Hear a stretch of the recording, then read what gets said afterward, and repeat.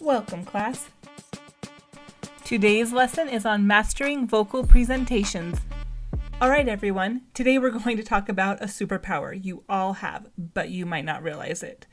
It's not invisibility or flying, at least that I know of. It's your voice.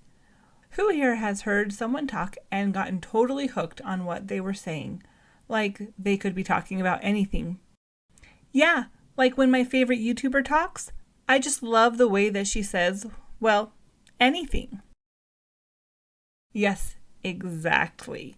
Today I'm going to teach you how to use your voice to keep people's ears on you. First up is vocal force, which is volume plus projection. Volume is taking up space in a room and projection is throwing your voice across the room.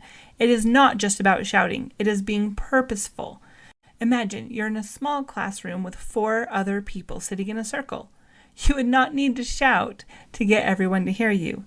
You could speak at your regular speaking voice and no one should have a problem. But if those 4 people were sitting in the back of a theater, you would really have to amp up your volume and throw your voice to be heard.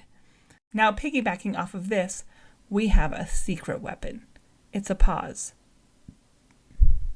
Just a moment of silence.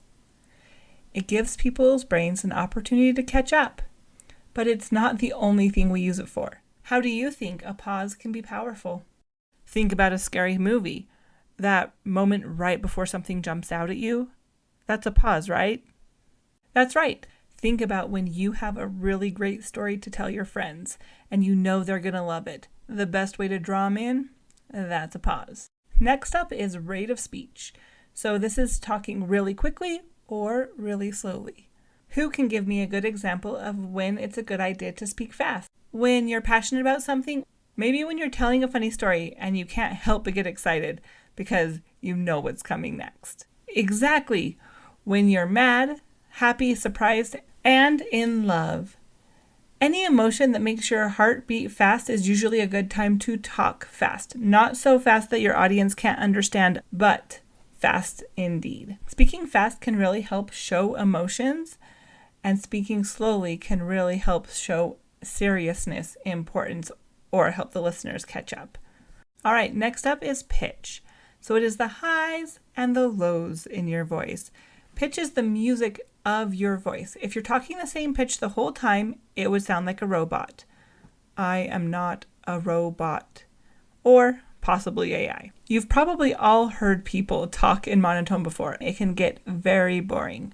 Your voice should be like a melody, like a song. It has ups and downs. It helps engage the listener. You want to avoid being monotone unless it is a specific character choice, and then you can absolutely choose a boring character to have a monotone voice. The last thing we're going to cover is tonality. It is the emotion behind your voice. Have you ever had anyone say, "Don't use that tone with me"? Well, that's what we're playing with, our tone. Your body and face are the remote controls for your tone. You can say the same word while standing in different ways while having your face in different positions, and they will sound very different.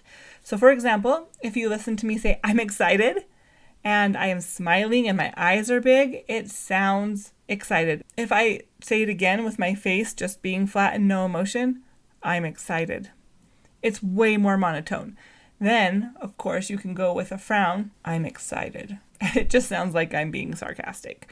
The other phrase that I encourage you trying to say is "no thank you," in a polite way, in a grumpy way, and have your face in different expressions. Try to express an emotion that your face is not mimicking, so look sad and try to sound happy and see how it feels. It's such a different feeling. Part of the reason that your face and body are the remotes to your tone is because the emotion lives under the words. We actually use our vocal mechanisms, our teeth, our throat, our diaphragm, to form the way that we talk. And so when you stand different emotions will come out. Now, this has just been dipping our toes into the different vocal qualities. There's so much more to it. There's articulation, accents, all of that type of thing. But you learned how to control these things: the vocal force, pauses, rate of speech, your pitch, and tonality. You'll be well on your way on using your superpowers right. Now you will be a master of your vocal presentations. Teachers, please like and share so I can continue making content.